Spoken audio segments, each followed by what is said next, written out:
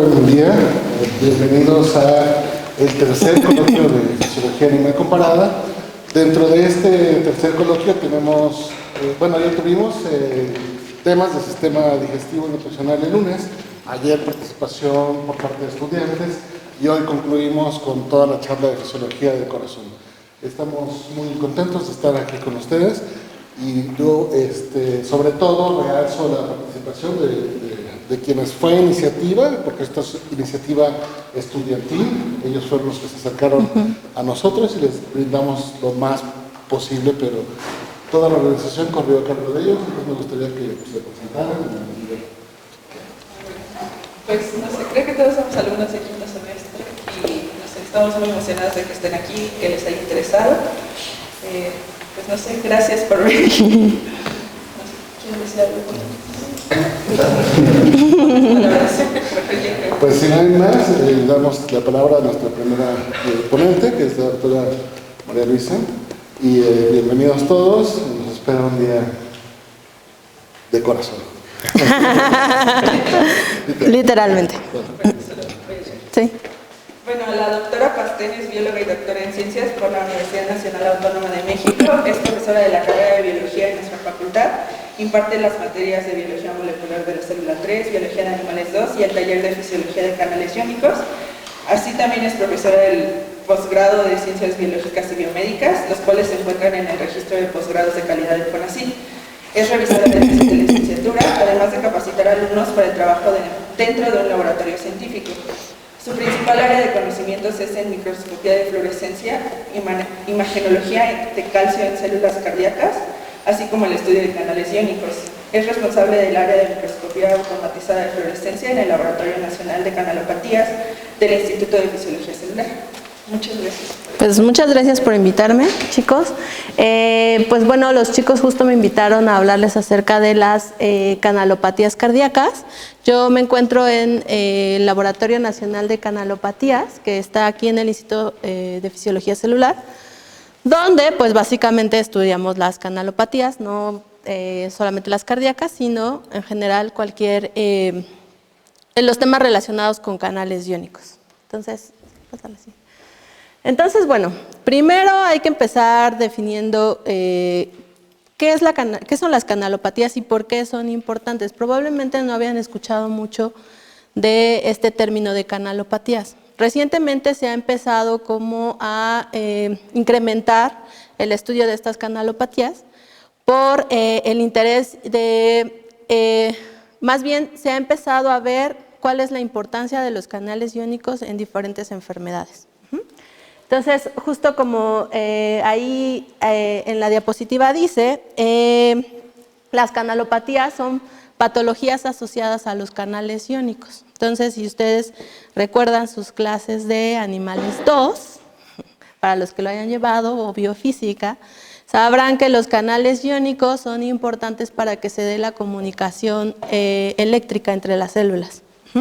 Entonces, ¿cómo lo van a hacer? Pues a través de pasar iones de un lado a otro de la membrana, y pasando estos iones de un lado a otro de la membrana va a cambiar el potencial de membrana de la célula, y eso va a hacer que la célula pueda generar una respuesta y que al mismo tiempo pueda pasar información acerca de lo que está pasando en su medio.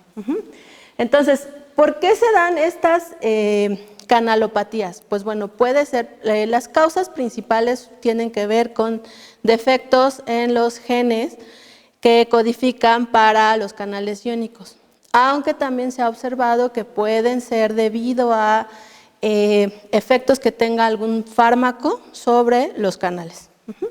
Entonces, la que sigue, por favor. El corazón está dotado de un sistema especial, para generar potenciales eléctricos. Digamos que los potenciales de acción son la base de cómo funciona el corazón. Si no existe un potencial de acción, el corazón simplemente no puede funcionar. ¿Por qué? Porque es la forma en la que el corazón se va a comunicar desde un punto hasta el otro y va a hacer que todas las células se puedan contraer y entonces que se pueda bombear la sangre al resto del cuerpo. Entonces, digamos que a nivel de la célula necesita ocurrir un potencial de acción. Pero a nivel de todo el corazón debe de haber un sistema que conecte todas las partes del corazón de modo que puedan hacer que funcionen sincrónicamente y al mismo tiempo en diferentes fases. O sea, ustedes cuando escuchan el latido de su corazón no nada más oyen pum, ¿no? Sino normalmente es pum, pum, pum, pum, ¿no? Eso quiere decir que el corazón no está funcionando homogéneamente. Sino que están pasando diferentes cosas en diferentes partes del corazón. ¿Cómo lo hace para poder sincronizarse y para poder saber cuándo hacerlo, cuándo contraerse, en qué momento contraerse? Pues lo hace a través de un sistema eléctrico del corazón. Y esto es un grupo de células especializadas que se van a encargar de pasar toda la información al tejido muscular de cuándo tiene que contraerse. Entonces, cada latido cardíaco requiere de una propagación precisa del potencial de acción a través del miocardio, por la coordinación de miles de canales iónicos en la membrana de cada célula cardíaca. Entonces, ya vimos que para que el corazón se contraiga debe de haber un sistema eléctrico. Para que se dé este sistema eléctrico necesita haber células especializadas. Y para que estas células sean especializadas tienen que haber canales iónicos que les permitan intercambiar los iones de manera que generen una respuesta. Entonces, para generar la actividad eléctrica del corazón se necesitan los canales iónicos. Entonces, ¿qué son los canales iónicos? Los canales iónicos son proteínas de membrana que están embebidas en la membrana de la célula y que, a diferencia de lo que ocurre con los receptores, ustedes se acordarán que en sus clases de Mol 3, por ejemplo, les enseñan vías de señalización en donde llega una molécula, activa la proteína y entonces se genera una cascada de señalización. A diferencia de esos receptores, los canales iónicos son literalmente hoyos en la membrana.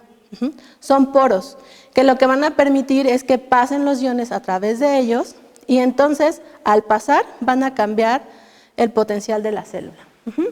Entonces, justo en la parte de aquí abajo ustedes pueden ver que son como poros que existen y que van a ser controlados por voltaje. Entonces, suena como muy raro que hablemos de voltaje en una célula, pero, si se acuerdan, en realidad los canales actúan como un circuito. Y entonces, estos canales, al cambiar el potencial de la célula, o sea, al permitir el paso de los iones, ya sea que entren o que salgan, van a hacer que estos canales se cierren o se abran, permitiendo el paso de los iones. Entonces, cuando se cierran o se abren, lo que está haciendo la célula es controlar cómo están pasando los iones y controlar la cantidad de iones que tiene dentro de la célula. Entonces, bueno, aquí esta es una caricatura y ahí es cómo están conformados los canales en subunidades. Digamos que son ensambles de subunidades que se juntan y una vez que se juntan, permiten el paso de los iones. Entonces, ¿para qué son importantes? Ya vimos que porque dan señales eléctricas, transportan los iones y porque son los responsables del potencial de membrana. Y además de eso, pueden activar señales que estén relacionadas con el calcio. Como ustedes ya sabrán, el calcio es el principal mensajero intracelular. Entonces, cuando cambian las concentraciones de calcio, es una señal, en el caso de las células cardíacas, para que se dé la contracción muscular. Entonces, si los iones pasan a través de la membrana, ahorita vamos a ver cuáles, estos pueden cambiar la concentración de calcio intracelular, además que hay en la célula, y entonces esta concentración de calcio intracelular permite la contracción del músculo. Entonces, ¿cuáles son los principales canales iónicos y los que van a escuchar con más frecuencia? Es los canales de sodio, los canales de calcio, los canales de potasio y los canales de cloro. Esos 4 canales son los que ayudan a que se genere el potencial de acción. Entonces, estos canales son canales activados por voltaje. Esto quiere decir que cada vez que cambia el potencial de membrana, estos pueden abrir o cerrarse. dependiendo de a qué voltaje se abran o se cierren. Entonces, los canales de sodio van a permitir principalmente el paso de sodio hacia el exterior de la célula. Los canales de calcio lo van a permitir hacia el interior, los canales de potasio hacia el exterior y los canales de cloro hacia el interior. ¿Sí? Y entonces, una vez que estos canales están embebidos en la célula, lo que van a hacer es que se van a coordinar para permitir el paso de un ion o del otro. De manera que vuelvan a la célula más positiva o más negativa. No olvidemos que estos iones tienen carga. Entonces, si se abre un canal de sodio, lo que va a hacer es que va a permitir que pasen iones que tienen carga positiva. Si se abre un canal de cloro, pues va a permitir el paso de iones con carga negativa. Y en resumen, el potencial de membrana y el potencial de acción va a ser un juego entre la salida y entrada de estos iones, hasta que alcanzan el equilibrio. Entonces, si ustedes piensan en un potencial de acción, normalmente lo ven como una espiga que sube y baja rápidamente y después regresa al estado basal. A diferencia del potencial de acción que se genera en neuronas, el potencial en células cardíacas es diferente. El potencial en células cardíacas presenta una meseta. Esa meseta es una contribución de calcio. ¿Por qué es importante que haya calcio en las células cardíacas y, por ejemplo, en las neuronas, que el potencial normalmente sube y baja rápidamente? ¿Por qué es más importante en las células cardíacas? Porque, como les decía, el calcio es básico para que se dé la contracción muscular. Entonces, si no hay calcio, no se puede dar esta contracción muscular. Entonces, la entrada de calcio durante el potencial de acción ayuda a poder tener mucho calcio en el citoplasma de la célula y que esto permita que se dé la contracción muscular. Si no hubiera calcio, simplemente el músculo no se puede contraer. Entonces, ahí vamos a ver las diferentes fases del potencial de acción. Entonces, lo primero que va a ocurrir en la fase 0 de un potencial de acción cardíaco es que va a haber una despolarización de las células cardíacas. ¿Qué significa esta despolarización? La membrana está en reposo. Sabemos que siempre la célula va a tender a estar en reposo. Entonces, una vez que está en reposo, si existe un estímulo, lo que va a hacer es que para que pueda generar un potencial de acción, lo que va a pasar es que se van a abrir canales de sodio. Esos canales de sodio que se van a abrir, lo que van a hacer es que van a permitir el paso del sodio hacia el exterior de la célula. Entonces, estoy diciéndoselos al revés, hacia el interior de la célula. Eso va a hacer que el potencial de la membrana se vuelva más positivo. Entonces, una vez que se vuelve más positivo, ustedes van a ver esa fase 0, que es la parte de la despolarización. ¿Por qué? Porque la célula normalmente está polarizada. El interior de la célula es negativo. Entonces, cuando entran muchas cargas positivas, se va a volver menos polarizada, se va a volver más positiva.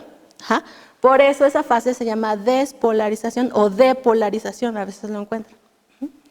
Entonces, una vez que se abren los canales, justo aquí ven el canalito que va a entrar sodio. Cuando entra ese sodio, la célula se vuelve muy positiva. Y digamos que en este eje, en el eje de potencial de membrana, la parte de acá abajo es negativa y la parte de arriba es positiva. Entonces, si ustedes tienen en la primer parte, en la línea negra, la membrana en reposo, cuando entra mucho sodio se vuelve muy positiva y entonces comienza la fase 1. Las células siempre van a tratar de regresar al reposo, siempre. Entonces, están abiertos los canales de sodio. Entonces, tiene dos opciones, o meter cargas negativas para volverla otra vez negativas, o perder cargas positivas para que regrese a su condición basal de negativa la célula. Entonces, ¿qué va a hacer la célula? Pues entonces tiene ahora muchas cargas positivas. Adentro tiene sodio y siempre va a tener potasio adentro. Es el ion que más está abundante dentro de la célula. Entonces, ¿qué va a hacer la célula? Perder uno de los dos iones. Pero como el sodio está entrando, porque normalmente los canales, los iones van a entrar por transporte pasivo. Si él lo hace por transporte pasivo, quiere decir que hay más sodio afuera y menos sodio adentro. Entonces va a intentar entrar de donde hay más a donde hay menos. Entonces el potasio está muy concentrado adentro. Entonces va a tratar de ir de donde hay más a donde hay menos. Entonces en lugar de sacar el sodio, lo que va a hacer es que va a sacar potasio. Y entonces se activan los canales de potasio que ven allá arriba en azul y comienza la fase 1. Y la célula empieza a perder cargas positivas. Por eso es que ven que va bajando. Entonces, cuando empieza a perder cargas positivas, pues la célula está tratando de regresar al reposo. Pero como les decía, resulta ser que la célula necesita calcio. Entonces, ¿qué va a pasar? Pues se van a activar los canales de calcio activados por voltaje. Entonces, esos canales de calcio, lo que van a hacer, el calcio es positivo. Entonces, va a volver a hacer la célula positiva. Pero ya está lo suficientemente positiva, así que no la va a volver más positiva, sino la va a mantener. Y es por eso que se presenta esa meseta. Entonces, ese calcio de esa meseta proviene, 1, del calcio que está afuera de la célula y 2, del calcio que proviene del retículo, en este caso el retículo sarcoplásmico, que el retículo sarcoplásmico es, digamos que, el guardián del calcio. Cuando necesita haber calcio en el citoplasma de la célula, el retículo sarcoplásmico lo deja salir. Entonces, esa fase donde hay mucho calcio, pues es calcio que proviene del exterior y que va a activar que haya más calcio dentro de la célula. Finalmente, les decía, la célula siempre va a tender al reposo y entonces los canales de calcio van a dejar de pasar calcio. Y entonces lo que van a hacer es que entonces ahora sí los canales de potasio van a seguir sacando cargas positivas y entonces se da la repolarización, que es la fase 3 del potencial, y entonces una vez que se da la repolarización, la célula va a llegar al reposo. Entonces esto pasa constantemente en todas las células y pasa rapidísimo, ¿no? Todo el tiempo va a estar sacando y metiendo iones, intercambiando iones, porque una vez que se da este potencial de acción, le das a la siguiente, ahí está el potencial de acción. Si ustedes midieran el potencial de acción con un electrodo y además miden la fuerza con la que se contrae esa célula, van a darse cuenta que después de que ocurre el potencial de acción, se va a dar la contracción muscular. Entonces, este potencial de acción se genera a raíz de que la contracción muscular se genera a raíz de que se generó el potencial de acción. Esto quiere decir que si no hay un intercambio de iones de la célula, no se puede dar la contracción muscular. Entonces, esto es a nivel de una sola célula, pero ¿qué pasa con todo el corazón? Como yo les decía, tiene que tener un sistema especializado. Este sistema especializado son un grupo de células que está en ciertas zonas confinadas y lo que va a hacer es que va a pasar las señales eléctricas muy rápido de manera que le diga a todo el corazón y al músculo, tienes que contraerte. Entonces, imagínense lo rápido que tiene que ser para que ustedes todo el tiempo estén haciendo, su corazón se esté contrayendo para bombear la sangre. Entonces, le das el siguiente para que aparezca el GIF. ¿Se dan cuenta? Ahí, por ejemplo, se activa primero la parte de arriba, digamos, la parte amarilla es el sistema eléctrico del corazón. La parte gris es la parte muscular. Entonces, se tiene que activar primero la parte eléctrica del corazón para que entonces el músculo se pueda contraer y pueda bombear la sangre hacia afuera del corazón. Primero que pase de las dos cámaras hacia los ventrículos y de los ventrículos hacia afuera del corazón. Entonces, ¿quiénes forman este sistema eléctrico del corazón? Pues están los dos nodos, el sinusal y el atrioventricular. El haz de His, después a partir de ahí se generan dos ramas y esas dos ramas, digamos que rodean hacia la parte de los ventrículos y son las que le dan la señal a las demás células de es hora de contraerse, todas juntas de una forma rítmica. Entonces le das la que sigue. Pero resulta ser que yo ahorita les expliqué un tipo de potencial de acción, que es el más simple y es el que van a ver en todas sus clases. Pero resulta ser que el corazón no es tan sencillo como eso. Las células de las diferentes zonas del corazón van a tener potenciales diferentes, respetando más o menos las mismas características del potencial que les expliqué en un principio. Entonces, dependiendo de dónde ustedes registren la actividad eléctrica de las células, van a encontrar diferentes potenciales. Estos, por ejemplo, del nodo sinoatrial, que es la parte donde comenzaba la actividad eléctrica, son muy rápidos. Si se dan cuenta, no tienen tanta meseta. ¿Por qué son muy rápidos? Porque son las primer grupo de célula que van a dar la primer señal. Entonces, tiene que ser muy rápido para que pueda correr hacia todo el resto del corazón. ¿Esa es la que sigue? Entonces, ustedes han visto los electrocardiogramas. Los electrocardiogramas no son más que la suma de la actividad eléctrica de las diferentes zonas del corazón. Y ahí está. Yo les enseñé ahorita cómo se veían los potenciales en las diferentes zonas del corazón. Y aquí están sumados. Primero el nodo sinoatrial. Entonces, si ven, ese es muy rápido. Y entonces, si ustedes ven los colorcitos que están ahí, esos corresponden a las diferentes zonas del corazón y los potenciales que van a encontrar en las diferentes zonas del corazón. ¿Qué pasa cuando yo sumo todos esos potenciales? Pues lo que va a dar como resultado es un electrocardiograma, que está en la parte de abajo. Si se dan cuenta, están los diferentes colores condensados. Eso quiere decir que, por ejemplo, la primera parte del electrocardiograma es la parte del nodo y así sucesivamente. Y es por eso que cuando a ustedes les hacen un electrocardiograma pueden saber en qué parte de su corazón, si es que hay un problema, existe ese problema. ¿Por qué? Porque no crean que nada más es como ustedes lo ven en las películas, así que tit, tit, tit, tit.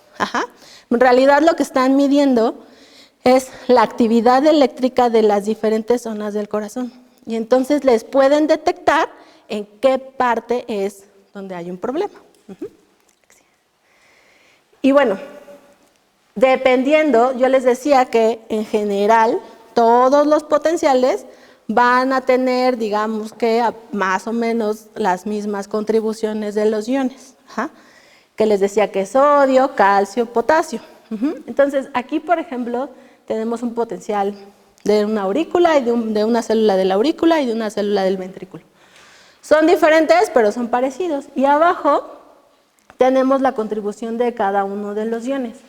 Cuando tenemos una I, así inclinada, y luego un ion, lo que quiere decir es que es una corriente. ¿Se acuerdan de la ley de Ohm? ¿Sí se acuerdan de la ley de Ohm? Victoria, reina de Inglaterra. Entonces, el voltaje, a ver, si se acuerdan, díganme cuál es. El voltaje es igual a la intensidad de quién? De la corriente.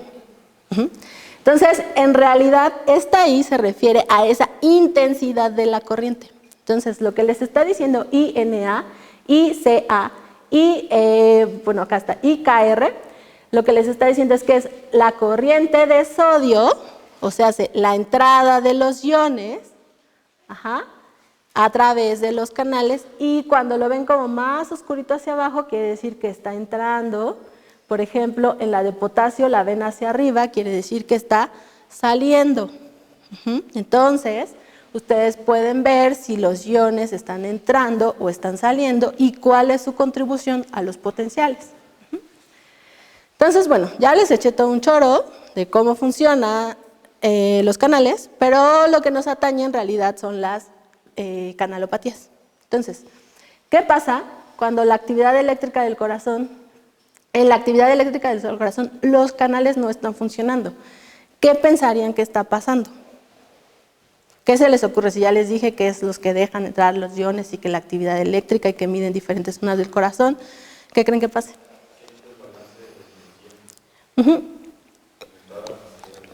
Exacto, y eso en todo el órgano, ¿en qué repercutiría?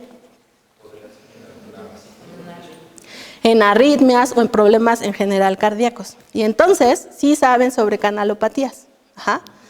Entonces, ¿qué pasa cuando hay una enfermedad? Las canalopatías simplemente son enfermedades que están relacionadas con los canales iónicos. Entonces, en el corazón es en donde ustedes pueden ver más fácilmente cómo se relaciona un proceso a nivel celular con uno a nivel fisiológico. Ajá. A veces, por ejemplo, yo me acuerdo cuando daba MOL 3, les decíamos, a ver, relaciona una enfermedad con algún problema que sea a nivel celular. Y les costaba mucho trabajo, porque implica muchas cosas. Ajá. O sea, les da gripa y no dicen, ah, eso porque mi célula pasó esto, esto y esto, ¿no? En el corazón, en este caso sí podemos hablar de eso. Ajá. Sí podemos hablar de algo que pasa a nivel celular, incluso molecular, ajá, que va a repercutir en cómo funciona todo un órgano. Entonces, una alteración en los canales se ve traducida en un desequilibrio de la corriente, que es lo que decían por este lado, y por lo tanto un funcionamiento atípico del corazón. Entonces aquí, por ejemplo, les puse una cosa muy drástica, ajá, que es un potencial de acción normal, y la punteada es cuando, vamos a ver ahorita específicamente una canalopatía, en donde se vuelve muy largo ese potencial. Ajá, y entonces arriba tienen un, del lado izquierdo, bueno, izquierdo, derecho de ustedes, izquierdo, ¿no? Tienen como un electrocardiograma donde se ven rayas por todos lados, ¿no? Entonces, en realidad eso es muy severo, pero vamos a ver ahorita qué pasa cuando algunos de los canales dejan de funcionar. ¿Qué pasa con ese electrocardiograma? Entonces, las principales canalopatías cardíacas son las que tienen alteraciones en canales de sodio, de potasio y de calcio. ¿Le das la siguiente, por favor? Y las que son las más estudiadas son el síndrome de QT largo, ahorita vamos a ver qué es el QT, el síndrome de Brugada, en referencia a los canales de sodio, y de los canales de potasio, el síndrome de QT largo también se puede dar por canales de potasio, y existen otros síndromes que también están dados por el mal funcionamiento de los canales. Entonces, ¿le regresas tantito al anterior? Si se dan cuenta, ahí en la parte superior les puse un potencial clásico como el que les expliqué, y justo ven la contribución de cada uno de los iones. En la fase 0 es la contribución de sodio, en la fase 2 ven va principalmente la contribución del calcio, y en la fase 3 del potasio. Entonces, cuando se afectan alguno de estos canales, pues entonces se va a afectar las diferentes zonas del potencial de acción. Entonces, por ejemplo, pensemos que no me sirve el canal de sodio. ¿Qué creen que le pase al potencial de acción? ¿De acuerdo al que ven allá hasta allá arriba? Pues puede o no generarse, o puede que se genere muy chiquito, dependiendo, ¿no? Lo estamos viendo así muy vagamente. ¿Qué pasaría si no me sirve un canal de calcio?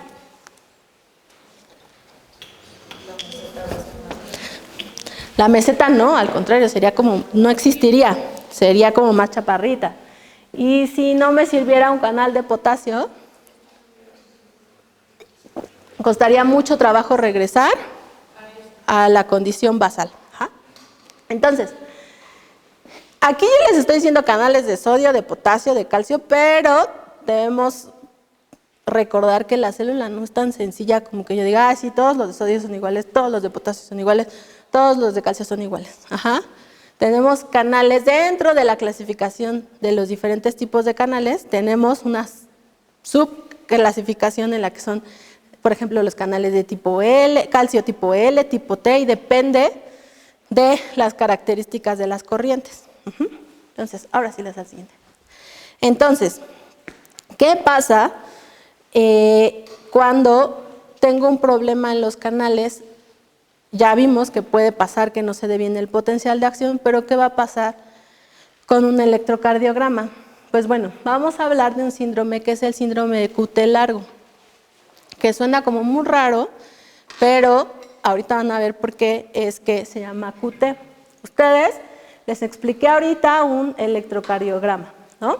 Y entonces yo les dije que cada una de las diferentes zonas del corazón contribuye a ese electrocardiograma o a ese trazo.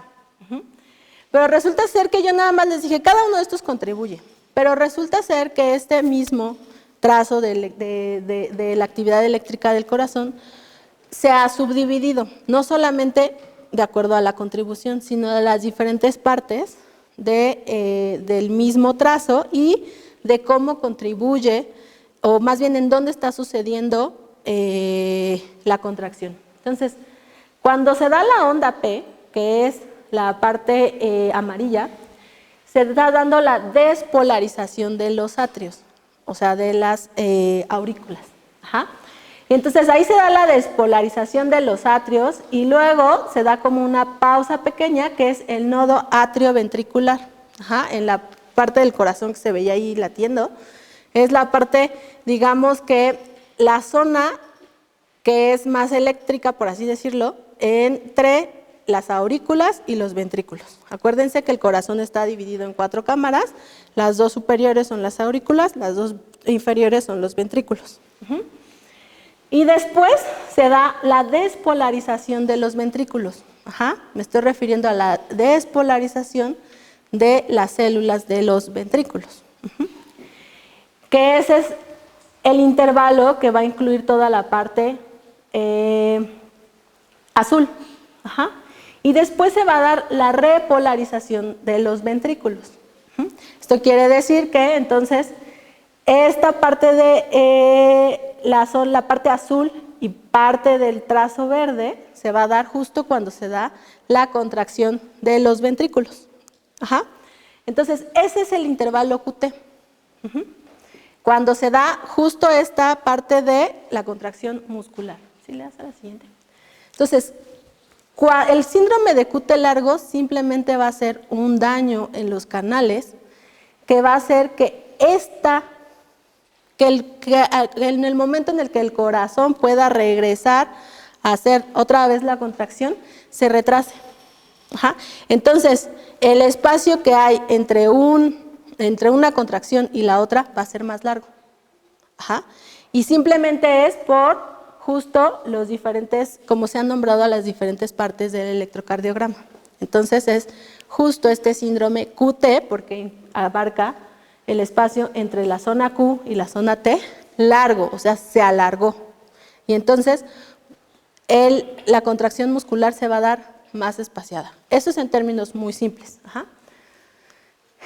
Entonces, ¿a qué se deben todo este tipo de cosas a nivel celular? Pues bueno, que los potenciales o bien están apareciendo muy tempranamente, como en la figura B, se da el potencial e inmediatamente se empieza a generar otro más pequeño o se alarga. Y eso depende de cuáles sean los canales que se estén dañando. ¿Sí? La siguiente.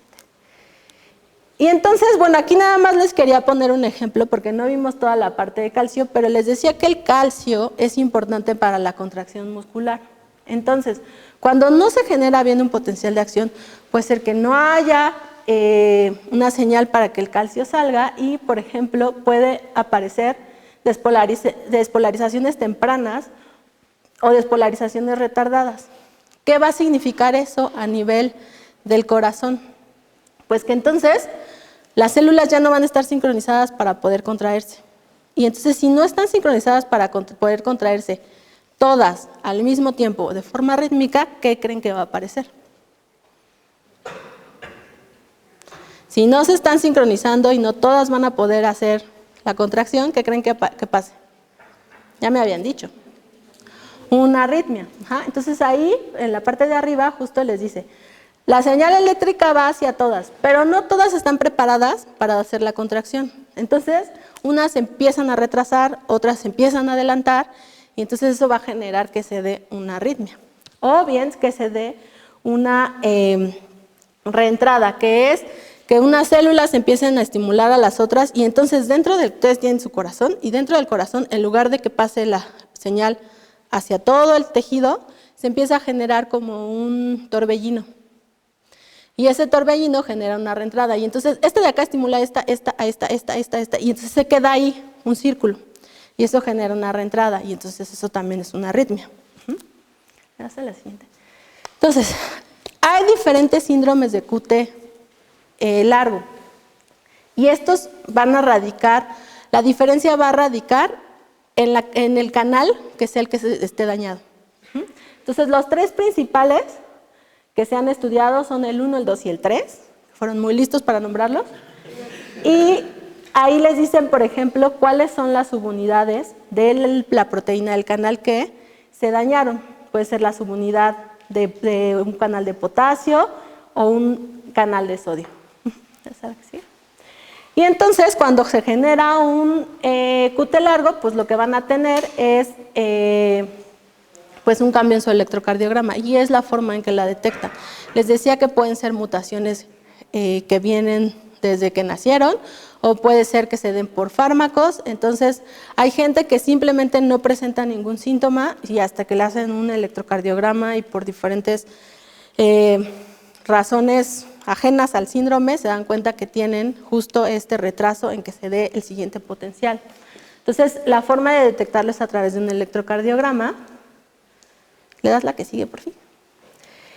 Y que bueno, ustedes tienen un electrocardiograma normal, y cuando se presenta un intervalo largo, luego uno corto, y entonces hay una despolarización y de momento, ¡fum!, una arritmia. Ajá, entonces le das a la... Esa tiene un nombre especial, que es la torsión de puntas, que es, si se dan cuenta, ya ni siquiera se está generando bien el electrocardiograma, sino se empiezan a hacer rayas así. Dale a la siguiente, por favor. Entonces, ¿cuáles son los síntomas del síndrome de QT largo? Porque no vaya a resultar que ahora todos van a decir, ay, ¿qué tal que a mí me pasó? No, o sea, no les pasa. Ajá, o sea, ya lo hubieran sabido. Normalmente se los detectan a los bebés desde chiquitos. Pueden tener desmayos, y eso quiere decir que porque el corazón no está funcionando bien, y entonces, ¿qué es lo que hace el corazón? Pues saca sangre hacia todo el cuerpo, y entonces si no les llega la sangre al cerebro, pues, ¿qué van a pasar? Se van a desmayar. Entonces son como desmayos sin sentido, pueden presentar convulsiones, y en algunos casos, incluso hasta la muerte. Ajá. Entonces, pero ustedes no lo tienen, o sea, no se preocupen. Entonces, ¿cuáles son los síntomas? Pues bueno, hay bloqueadores de canales, ajá, que lo que hacen pues es, bueno, tratar de compensar este equilibrio iónico, bloqueadores de canales de sodio también, y a veces se les tienen que poner como un marcapasos. A veces puede ser temporal, que se los pongan, y ya una vez que el corazón vuelve a agarrar el ritmo, pues entonces ya se los retira. Y creo que eso es todo. A ver, no sé si... no, dale la siguiente. Y entonces, bueno, finalmente, yo les hablé ahorita de una sola canalopatía. Hay muchísimas más, les dije, en el corazón. Pero recientemente, bueno, en los últimos años, aquí les pongo justo las enfermedades de los canales iónicos, son canalopatías, y se pueden dar cuenta que hay muchos. Incluso hoy en día se ha visto que los canales hay canales iónicos, por ejemplo, los canales de potasio, que pueden aparecer en líneas, en células cancerosas. Entonces, se están utilizando como marcadores para células cancerosas. Entonces, normalmente no se expresan, pero cuando aparece un cierto tipo de cáncer, empiezan a aparecer ese tipo de canales, y entonces lo que se hace es tratar de bloquear esos canales, porque muchas veces ese tipo de canales lo que pueden hacer es producir o generar que se dé, por ejemplo, la migración celular, la proliferación, que es lo que uno trata de evitar en el cáncer, ¿no? Entonces, si el canal desencadena estos eventos, pues, ¿qué hago? Pues trato al canal y bloqueo el canal para que no se den este tipo de cosas. Entonces, en realidad los canales iónicos, aunque ustedes en sus clases de animales 2 les chocan y odian el potencial de acción, quiero que vean que son muy importantes y que no son solamente una cosa que aprendieron en la escuela, sino que realmente tienen una problemática a nivel de la salud. Entonces, si le das la que sigue, pues bueno, eso sería todo. Yo estoy, como les decía, eso es comercial, el Laboratorio Nacional de Canalopatías, y lo que hacemos es que estudiamos los canales iónicos y justo usamos bloqueadores o vemos, por ejemplo, la parte de cáncer, la parte esta del corazón la vemos un poquito menos, pero si alguien está interesado, ahí está mi correo, en saber más acerca de estos canales, de cómo funcionan, para que vean también que lo que aprenden en la escuela no es nada más conocimiento que no les va a servir para nada. O sea, al final es conocimiento base para que podamos avanzar en toda la parte de medicina, etcétera. Entonces, pues bueno, si alguien está interesado me puede mandar un correo, puede visitar el laboratorio, abordamos las canalopatías de diferentes puntos de vista, desde el electrofisiológico, midiendo potenciales, desde la parte de fluorescencia, marcando moléculas y pues bueno, ahí estamos para ustedes. Gracias.